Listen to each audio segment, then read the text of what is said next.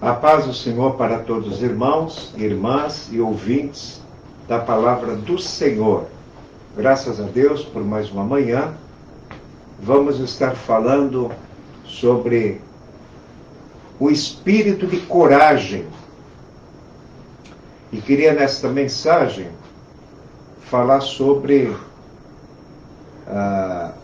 as nossas lutas, o perigo de não lutar. Vamos até comentar uma frase de um grande homem do passado. Mas eu queria, a princípio, ler alguns versículos em Gênesis, no capítulo 2, como Deus criou a mulher. Começa no 18, mas eu queria ler capítulo 2 de Gênesis, versículo 24 e 25. Portanto, deixará o varão o seu pai e a sua mãe, apegar-se-á à sua mulher, e serão ambos uma carne. E ambos estavam nus, o homem e a mulher, e não se envergonhavam. Aqui no capítulo 3, depois da queda, vamos ler o 6 e o 7. E vendo a mulher que aquela árvore era boa para se comer, agradável aos olhos, e árvore desejável para dar entendimento, tomou do seu fruto e comeu. E também deu ao seu marido, e ele comeu com ela. Então foram abertos os olhos de ambos, e conheceram que estavam nus, e coseram folhas de figueira, e fizeram para si aventais. Senhor, diante da tua palavra, eu queria falar sobre ser valente, ter medo, ter coragem ou ser covarde. Dá-nos a tua graça, Senhor, para expressar algo da tua palavra. Senhor, tem misericórdia de nós nesse momento que vamos ouvir. Amém. O homem e a mulher, antes da queda, estavam nus e não se envergonhavam. A palavra vergonha significa desonra que humilha, desonra que ultraja.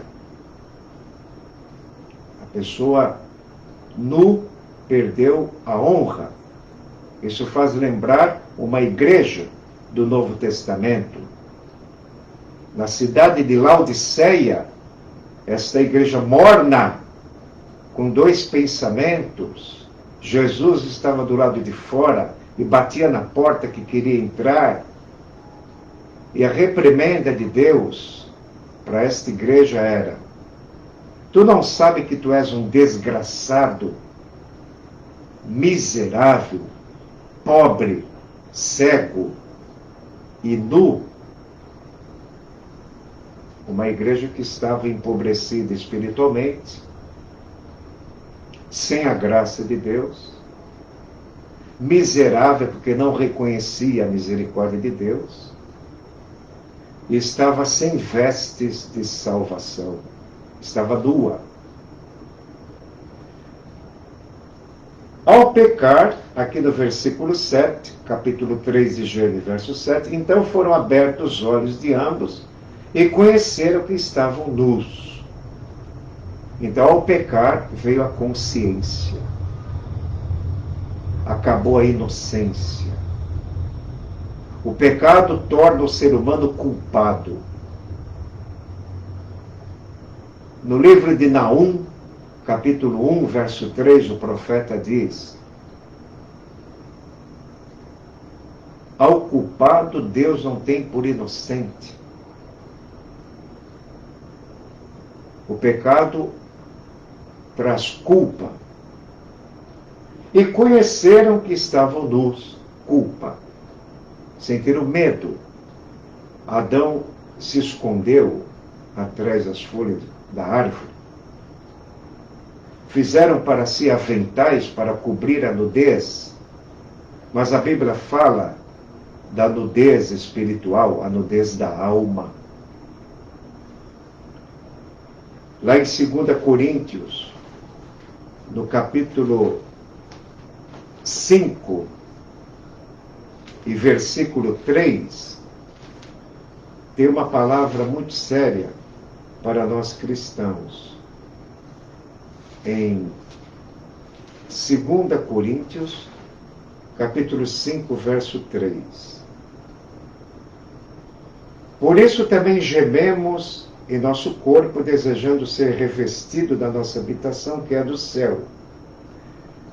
Se, porém, estando vestidos, não formos achados nus.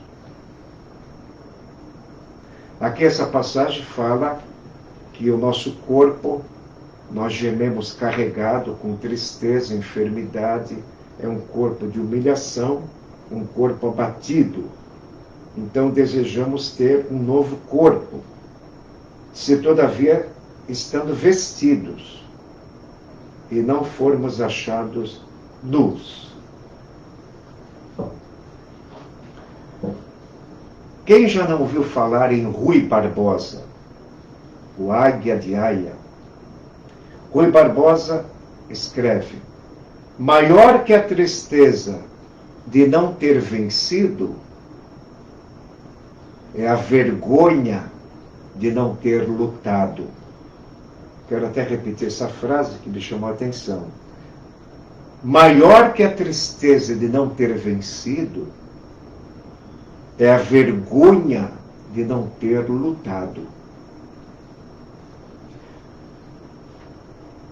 Nós, cristãos, devemos ter isso em mente, no entendimento que a luta espiritual é séria, é verdade e é contínua. Não podemos passar vergonha naquele grande dia, porque a carne sobrepujou nosso espírito.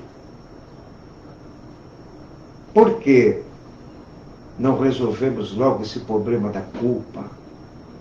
Jesus veio neste mundo e, através do seu sacrifício cruento, seu sangue derramado, ele torna o homem justo diante da lei de Deus.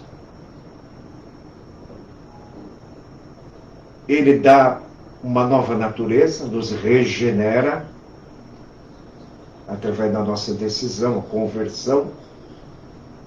Ele nos veste com uma nova veste de salvação. Isaías, capítulo 61, versículo 10, tem uma promessa a respeito dessa veste pelo profeta Isaías. Capítulo 61, versículo 10.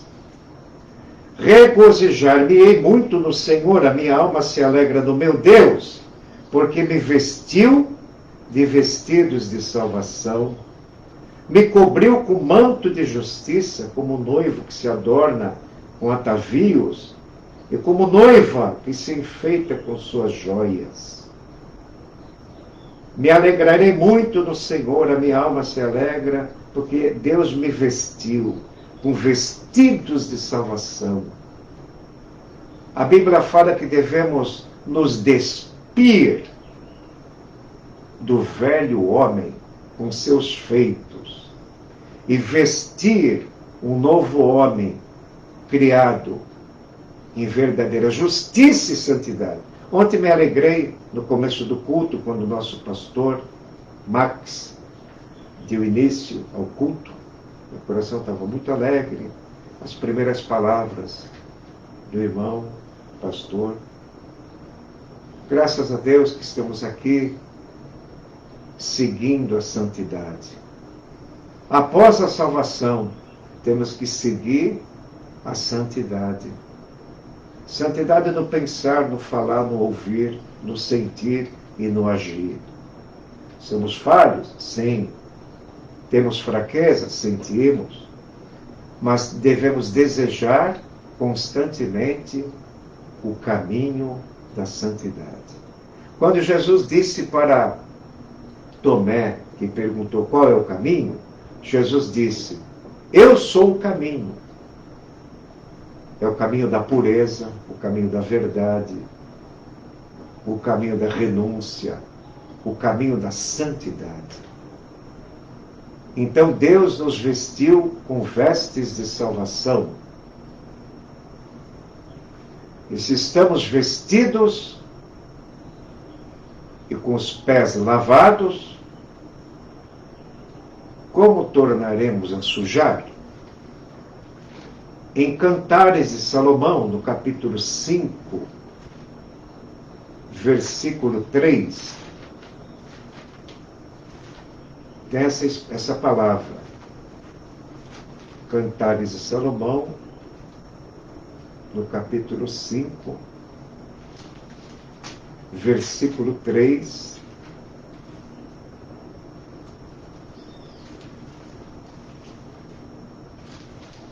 Já despi os meus vestidos, como os tornarei a vestir? Então, já acabou com o velho homem, como vai alimentar de novo? Já lavei os meus pés, como os tornarei a sujar? Cantares, capítulo 5, versículo 3. Então, ao criar a mulher, os dois estavam nus e não se envergonhavam por causa da inocência. Irmão e ouvinte da palavra de Deus, Jesus uma vez ensinando os seus apóstolos, dois dos seus apóstolos, Tiago e João, estavam disputando entre si qual seria o maior no reino dos céus. E Jesus, colocando um menino no meio deles,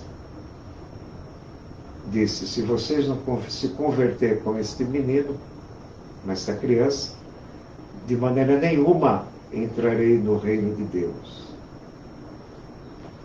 E perdemos a inocência no jardim do Éden. Nascemos no pecado. O pecado é hereditário. Passou de pai para filho, de geração para geração. Mas a Bíblia, ela fala que cada ser humano é responsável diante do seu Deus, diante do seu Criador. Temos que tomar uma decisão, fazer uma escolha entre a luz e as trevas. Uma escolha entre Cristo ou o nosso coração pecaminoso. Jeremias 17:9 descreve o estado do homem.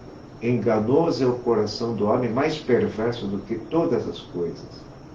O profeta Isaías diz, no capítulo 1, versículo 5, toda a cabeça está enferma e todo o coração está fraco.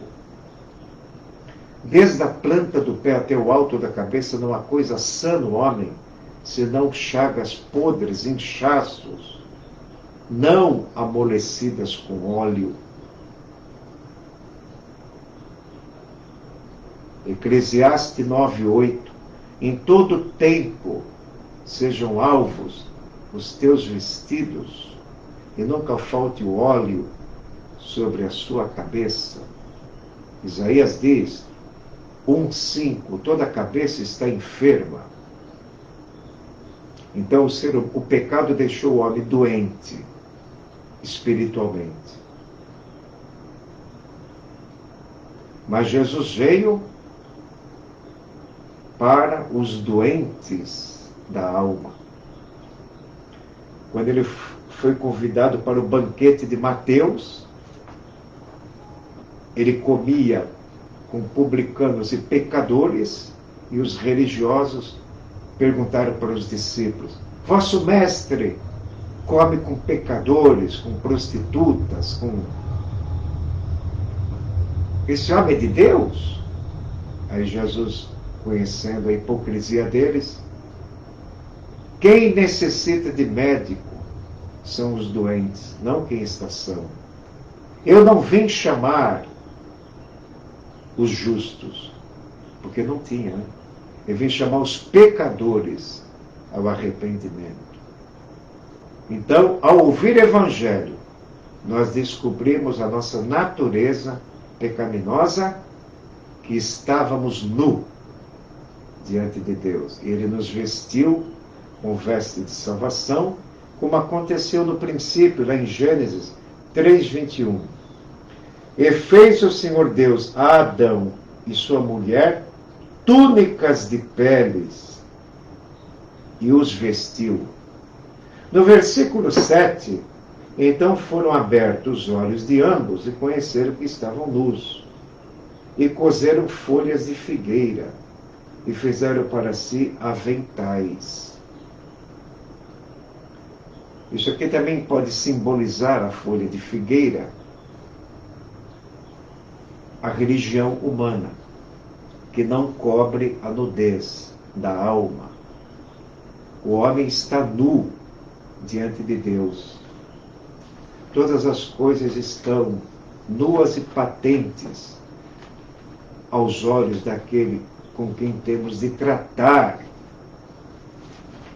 Hebreus, capítulo 4, versículo 13. Hebreus, capítulo 4, versículo 13. E não há criatura alguma encoberta diante dele.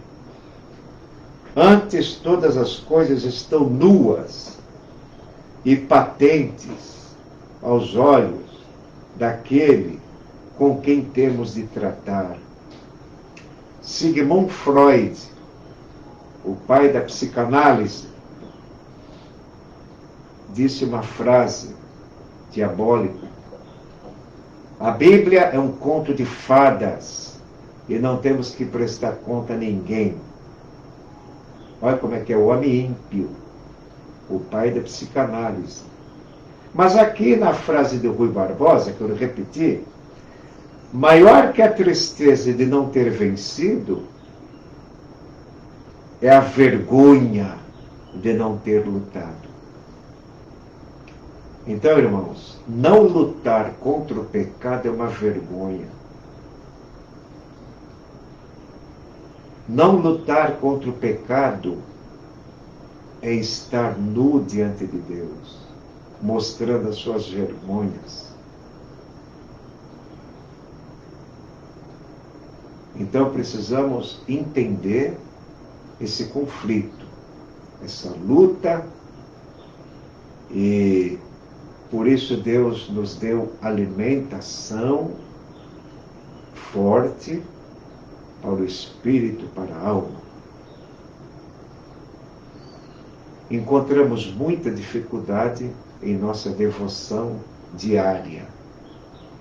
Certa vez, eu lendo um livro, o autor dizia: se você tiver 3 ou 4 estudos bíblicos por semana, tá bom. Mas pelo menos crie o hábito de ler todos os dias. Porque existem irmãos que têm dificuldade de ler sozinho. Há muitos métodos de leitura bíblica. Porém, Deus nos concedeu mestres para estudar em grupo. Vim à igreja, você está em grupo. E tem um mestre que vai palestrar, pregar, ensinar verdades bíblicas, que vai te alimentar. E esse alimento vai servir para suas leituras diárias. Eu quero dar aqui, dentro desse assunto aqui, fugindo um pouquinho, que você, meu irmão e minha irmã, e ouvinte, que gosta da palavra de Deus, se você puder manter um hábito diário, não precisa ser muito tempo, porque não temos, de escrever, anotar o capítulo que você está lendo, lê devagar, mastigando as palavras, meditando. Ora primeiro, Senhor, eu vou, a partir de hoje, ler a Bíblia. O Senhor vai ver o tempo que eu tenho, vou me disciplinar para fazer isso. E comece a ler a Bíblia. Aí você vem ao culto, escuta uma mensagem, e a mensagem que você ouve no culto vai dar base para aquilo que você está lendo em casa. Uma das formas de interpretar a Bíblia é ser um bom ouvinte do Evangelho. Uma pessoa que não congrega, uma pessoa que não escuta a palavra de Deus, porque a fé vem por dar ouvido à palavra de Deus. Quem não dá ouvido à palavra de Deus tem muita dificuldade de ler sozinho e encontra passagens, palavras de difícil interpretação, e às vezes pode cair assim numa vida monótona, sem excitação, empolgação pela leitura. Aleluia! Ontem, por exemplo, todo mundo sabe que Judas se suicidou. Todo mundo sabe, né? Mateus 27. Ele jogou as moedas lá nos sacerdotes. Isso é contigo. Trair o sangue inocente não é conosco, é contigo. E ele não se arrependeu porque não foi a Jesus. Me perguntaram um dia, Judas nasceu para ser perdido? Eu falei, não. Deus poderia usar outro meio para entregar Jesus. Ninguém nasceu para perdição, não. Ele escolheu a perdição e fez aquilo que fez. Mas ampliou o entendimento dos irmãos quando os irmãos ouviram falar de Aitofel, que se suicidou. Há muitos leitores da Bíblia, novos convertidos talvez, que nunca ouviram falar em Aitofel, que foi conselheiro de Davi e depois aconselhou Absalão, o seu filho, a ser contra o próprio pai.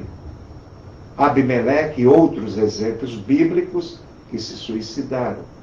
Isso nós escutamos em uma palestra muito maravilhosa, que vai ampliar o seu conhecimento, quando você chegar naquela passagem de reis, de crônicas, a passagem dos reis de Israel, tem tantos nomes.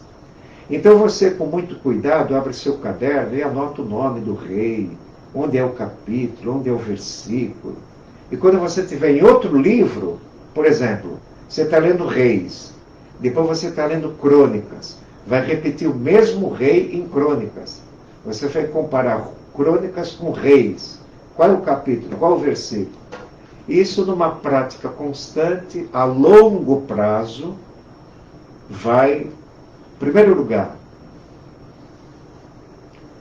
põe isso em mente. A Bíblia não é para saber. A Bíblia é para se alimentar. Ponha isso no seu coração, esse princípio. Devemos crescer no conhecimento, crescer no saber. Lá em Provérbio 1,5 está escrito que por ouvir o sábio cresce em sabedoria. Provérbio 1,5. Devemos crescer em sabedoria, em inteligência e conhecimento. Mas a principal coisa de ler a Bíblia não é isso. Não é o crescimento intelectual a respeito da Bíblia. Você lê a Bíblia para alimentar seu coração, para que o temor da palavra esteja no seu coração. Senão não adianta nada. Senão não adianta nada. O que é temer a Deus? O que é uma pessoa que teme a Deus? É a pessoa que ama a Deus respeitando a palavra. Quem teme a Deus não aborrece a Deus. Quando Deus repetiu os 10 mandamentos em Deuteronômio 5, Deus disse: eu visitarei a maldade do pai aos filhos até a terceira e quarta geração daqueles que me aborrecem,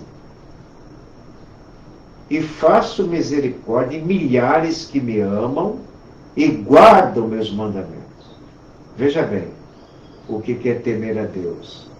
Milhares que me amam e guardam meus mandamentos.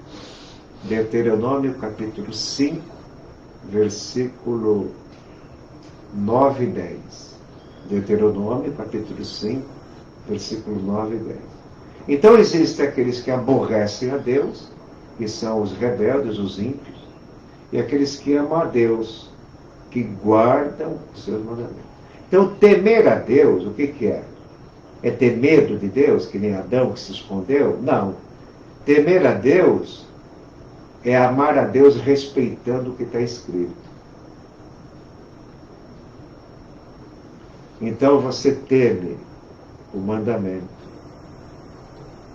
tanto na área negativa como na área positiva. Existem mandamentos no sentido positivo, no sentido negativo. Não pratique adultério, não prostituirás, foge da aparência do mal, não furtarás, no sentido negativo. E mandamentos no sentido positivo.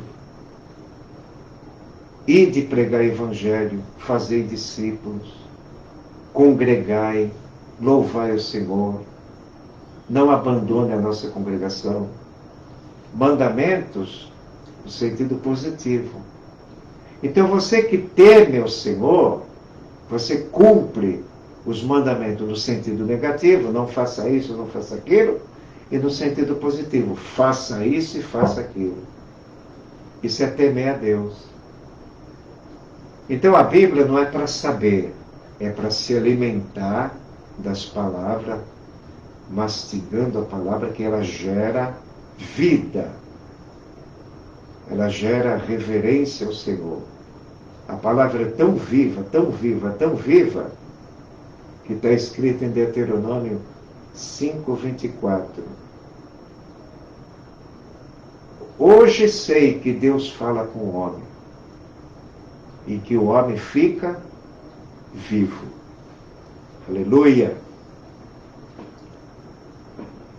Tudo na Bíblia vivifica. E nós estamos falando aqui de coragem. Paulo diz a Timóteo, 2 Timóteo 1,7, Deus não nos deu espírito de covardia. Deus não nos deu espírito que não luta. Deus não te deu, irmão, o espírito que não luta, o espírito de acomodação. Não, você não tem esse espírito. O Espírito Santo luta, é coragem, aleluia, é fortaleza. Deus nos deu espírito de fortaleza, de coragem para lutar. Então a vergonha de não ter lutado é maior do que a tristeza de não ter vencido. A vergonha de não ter lutado. Você tem o Espírito Santo que luta por você quando você quer lutar. Você tem livre-arbítrio. O Espírito Santo, ele não força. Deus não força a entrada na nossa vida. Nós temos que abrir o coração e querer. Ele que dá o querer. Mas lembre-se que você tem uma natureza de não querer. Aí que entra o dilema, a questão, a luta. Mas se você quer, Deus quer. Conheci um irmão tão simples, ele falava sempre essa palavrinha.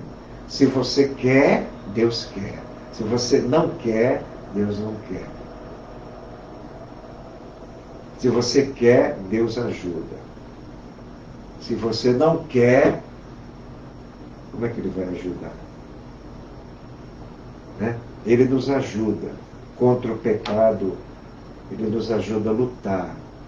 Então, maior que a tristeza de não ter vencido, é a vergonha de não ter lutado. Precisamos lutar constantemente contra nós mesmos, para naquele dia vencer, aborrecendo o mal. No Salmo 45, tem um versículo assim: amaste a justiça, aborreceste a iniquidade. Por isso Deus te ungiu com óleo de alegria mais do que os seus companheiros. Esse Salmo 45 é um salmo profético que fala de Cristo e a igreja. Vamos ler aqui, interessante. Salmo 45, 7. Tu amas a justiça e aborrece a impiedade. Por isso Deus, o teu Deus, te ungiu com óleo de alegria, mais do que a teus companheiros. Aqui está falando de Cristo e a igreja.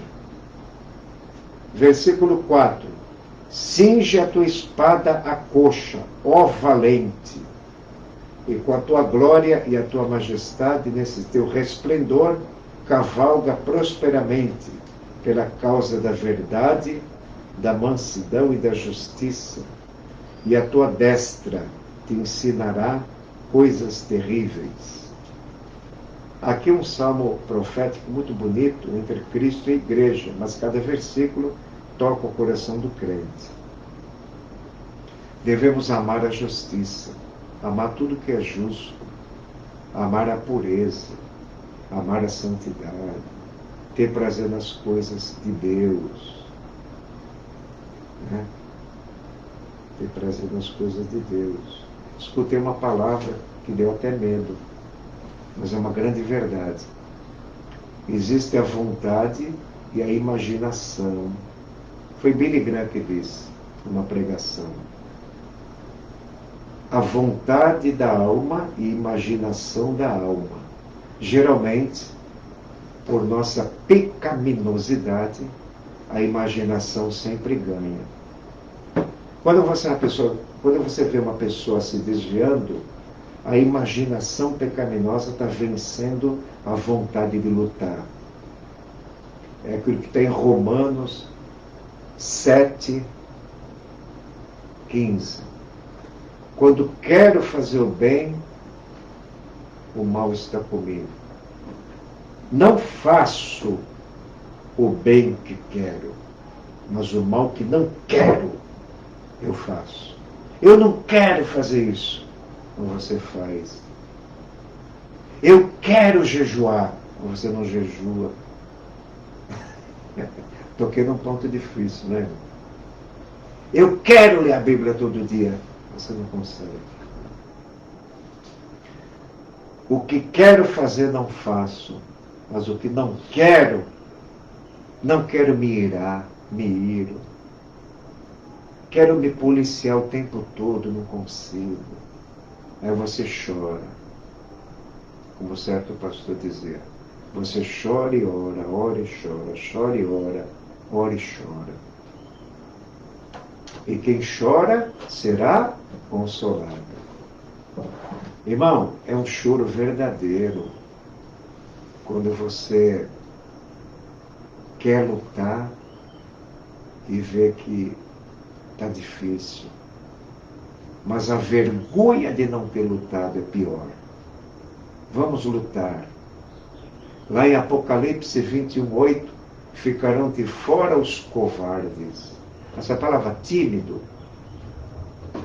tem a ver com vergonha. Puxa, estou com vergonha, estou tímido. Eu sou covarde. Isso tem o sentido de não lutar. Não, vou lutar, vou deixar essa timidez, essa vergonha. Eu vou ser valente. O valente é o contrário do covarde.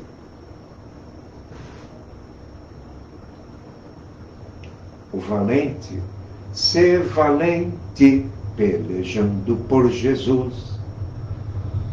Não está dizendo ser covarde, desiste de Jesus. Não, ser valente, peleja por Jesus.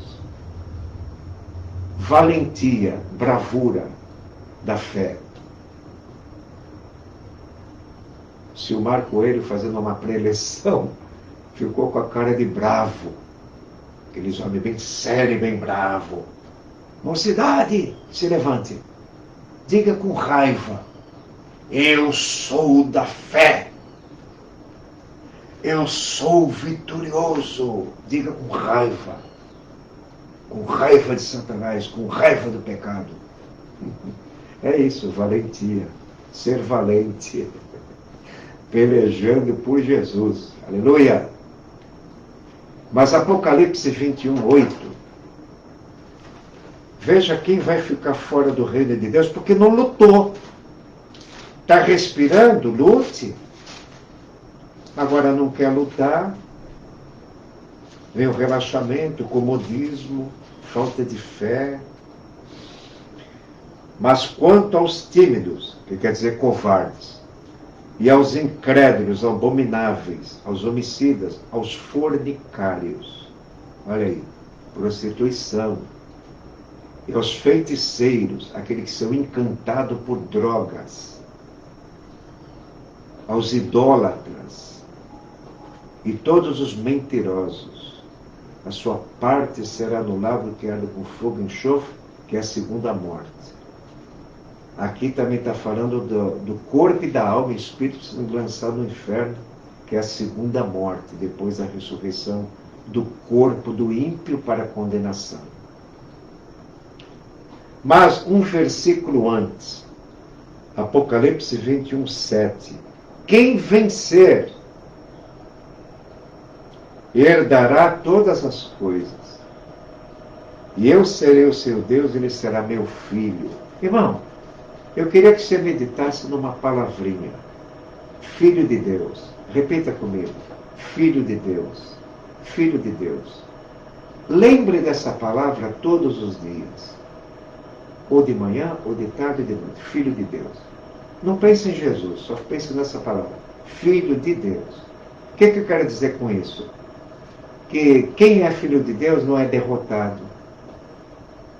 O derrotado é filho do pecado, de Satanás, filho do diabo. João diz, quem vive no pecado é filho do diabo. Então, se você é filho de Deus, você já venceu o pecado. Você está tão forte com Jesus, você ama as coisas de Deus tão profundamente, que você não liga para as tentações, para as paixões da carne. Você tem que estar esperto, mas você não liga para isso, porque você está nadando no mar da graça, águas transbordantes de pureza, águas transbordantes de santidade, água no artelho, no joelho, pelos lombos. E Ezequiel começou a nadar no mar da graça. Ezequiel quer dizer o quê? Deus fortalece. Deus fortalece quem luta. Né? A palavra Ezequiel quer dizer Deus fortalece. Deus. Ezequiel, aquele que fortalece. Então, irmãos, Deus nos deu o espírito de fortaleza, que é o Espírito Santo, que luta contra o pecado. Você sabia disso? Olha a boa notícia. Tem alguém maior que a tua força lutando contra o seu pecado. Há muitos cristãos no mundo derrotados pelo pecado. Ponha isso no seu coração. Eu sou filho de Deus. Filho de Deus é vencedor. Aleluia. Filho de Deus não cede tentação. Filho de Deus tem angústia, tem abatimento, tem tribulação, tem momentos que você recebe uma notícia inesperada da morte de um ente querido, mas como você é filho de Deus, abastecido pela palavra, você não vai ter que tomar um grande choque, um grande trauma que nem ouvimos ontem.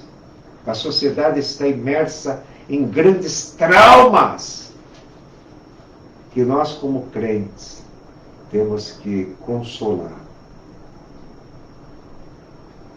Consolai e consolai o meu povo.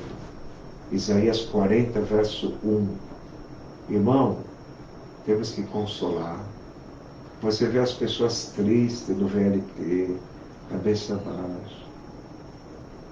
Eu falei esses dias, levanta a cabeça, porque Cristo ressuscitou. E cabeça baixa é símbolo de derrota. No Salmo 3, verso 3, quando Davi se queixa de Absalão, que estava perseguindo ele, seu próprio filho, Davi falou assim: Deus é meu escudo, Deus é minha glória, e aquele que levanta a minha cabeça. Anote esse salmo. Salmo 3, verso 3. Dá para gravar, não dá? 33. Salmo 3, verso 3. Davi falou: Deus é meu escudo, Deus é minha glória, Deus levanta a minha cabeça. Então, o crente anda sempre de cabeça erguida. É sinal de vencedor. O hino 400. Em Jesus, vivendo cada dia. Na última estrofe. Em Jesus, eu sempre hei de vencer. Em Jesus, eu sempre hei de vencer. Você já venceu o presente e o futuro. Você quer vencer? Vou repetir a frase de Rui Barbosa. Maior que a tristeza de não ter vencido é a vergonha de não ter lutado. Então, lute, porque se você lutar um pouquinho, Deus não pede muito. Ele quer um pouquinho de determinação sua para você vencer. Né? Vencer. Vencer o medo. Vencer problemas financeiros. Paulo tinha mais preocupação de dar do que receber. A Bíblia fala: diga aos ricos deste mundo que repartam, sejam comunicáveis, cheios de boas obras, que acumulem para a vida eterna. Então, irmãos, vamos vencer. Cada dia é um dia de luta, mas cada dia é um dia da graça. Né? Cada momento é momento da graça. Graça maravilhosa. O hino mais famoso de todos os tempos. Maravilhosa graça. O que quer dizer isso? Maravilhosa força que Deus te oferece. Ó, maravilhosa misericórdia. Estou até lembrando de um salmo. Ó Senhor, quão maravilhosa é a tua misericórdia, que me colocaste em cidade segura. Aleluia. Salmo 31, finalizando com esse salmo, essa mensagem. Salmo 31. Eu vou dar uma lição para casa. Lê o capítulo 31. Lê Salmo 31. Salmo não se fala em capítulo. Salmo 31 inteiro, tá bom? Para meditação. Fala Davi roga a Deus que o livre e louva a sua benignidade e exorta a confiar nele. Salmo 31, versículo 21. Me lembrei agora. O Espírito Santo me lembrou. Eu não lembro nada. Bendito seja o Senhor, pois fez maravilhosa a sua misericórdia para comigo em cidade segura. Bendito seja o Senhor, pois fez maravilhosa a sua misericórdia para comigo em cidade segura. Aleluia. 22. Pois eu dizia na minha pressa: estou cortado diante dos seus olhos. Porém, tu ouviste a voz da minha súplica quando a ti clamei. Olha aqui Davi desanimado: não tem mais jeito, estou cortado. Estou fora, estou cortado. A Bíblia manda ter cuidado, né, para não ser cortado. Considera a benignidade de Deus, considera a misericórdia, mas considera também o juízo. Porque se a gente não permanecer debaixo da misericórdia, seremos cortados. Romanos 11, 22. Não te glorie contra os judeus. Eles foram incrédulos, para que tu fosse enxertado na boa oliveira, que é Jesus. Mas não se ensoberbeça, teme, porque nós estamos em pé pela fé, Não se ensoberbeça. Se o crente se ensoberbecer, se orgulhar, ele será cortado. Que o orgulho é que leva o pecado. Você também pode estudar Romanos capítulo 11, o futuro de Israel, que fala que Israel rejeitou a Cristo e nós gentios fomos enxertados em Cristo, na boa oliveira. Estamos em pé pela fé. Me lembro do Salmo 20. Uns encurvam-se e caem. Nós nos levantamos. Estamos de pé. Pela fé. Não tem soberbeça, mas teme. Bem-aventurado o homem que continuamente teme. Provérbio 28, 14. Bem-aventurado o homem que continuamente teme. Bem-aventurado o homem que continuamente teme, mas aquele que endurece o seu coração virá cair no mal. Provérbio 28, 14. Amém? Amém, irmãos? Amém, irmãs? Amém, ouvintes da palavra de Deus? Se alguém de vocês que está ouvindo não entregou a vida para Cristo, entregue. Entregue suas preocupações, o futuro, tudo, família, tudo. Não se preocupa com nada. Deixa o vento te levar, o vento do Espírito Santo. Ele faz. Você não sabe se está vivo amanhã? Para que pensar no Natal e no Ano Novo?